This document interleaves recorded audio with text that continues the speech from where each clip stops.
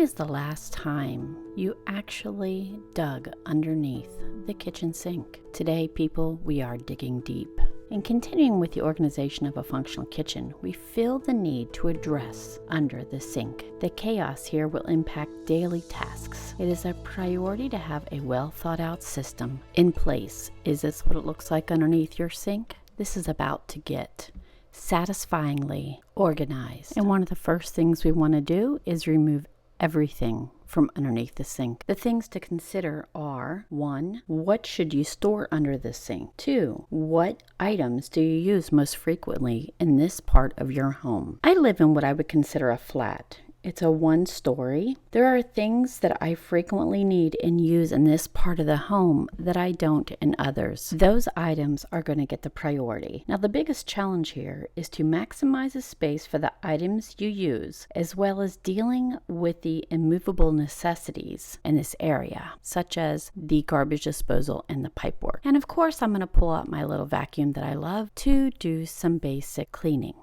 And after wiping things out and placing the mat, we are ready to do some measurements for any type of storage that we would like to use in here. Not only do you have to consider the height, but please consider the depth as well. I think a lot of people do not utilize the back half of the cabinet as well as we could. Now, do you see this riser shelf that I put there, the gray one? It's kind of nice because the hose of the extender for the kitchen sink will not get caught up with anything that I use back there. It's going to set very nice on top of this riser. Now, in this back left corner, I want to place a few items that I really don't use that often, but kind of need to keep here. And for me, it's going to be these exterminator type sprays and items. I don't really utilize these here. This is the great thing about living up north. I do not miss those Florida palmetto bugs. As I start to put containers in here, I want to point this out. If you're on the left or right side, note what kind of hinge area that you have to work with. These drawers will not open up due to the trim of the cabinet doors. And I do prefer things to be flush. I feel there may be a little bit of an issue here with this shifting around as I open and close the drawers. So I'm going to get a piece of wood or something to slip through here just to make sure it's secure. Now, on the other side, my concern was the back right corner. I didn't want to lose all of that valuable space. So I am stacking 2 large drawers all the way to the back to be able to utilize the space. Then I'm going to put one of these Lazy Susans up on top for some smaller items.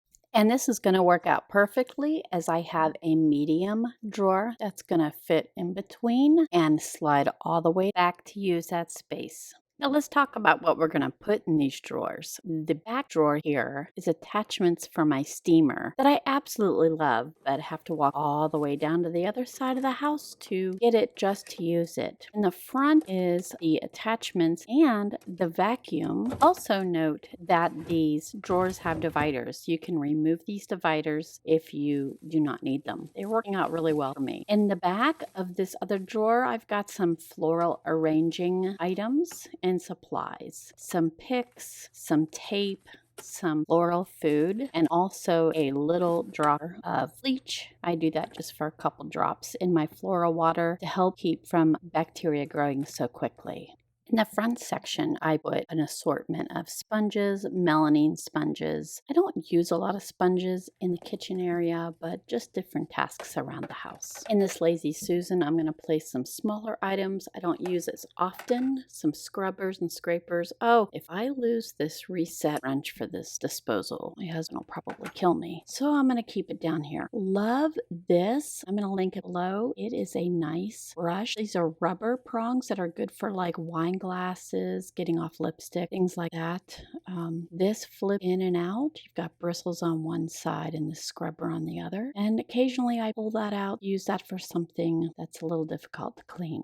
Now this middle drawer, especially in the back, is probably the least accessed spot besides my exterminating bottles. And I am going to put my silver and some of my cloths that I use for cleaning my silver. Now, I found this mat. It is originally for drying wine glasses that you hand wash. I pull it out for some delicate stuff once in a while. So since I don't use it that often, I'm going to stick it back here so that it will stabilize these drawers.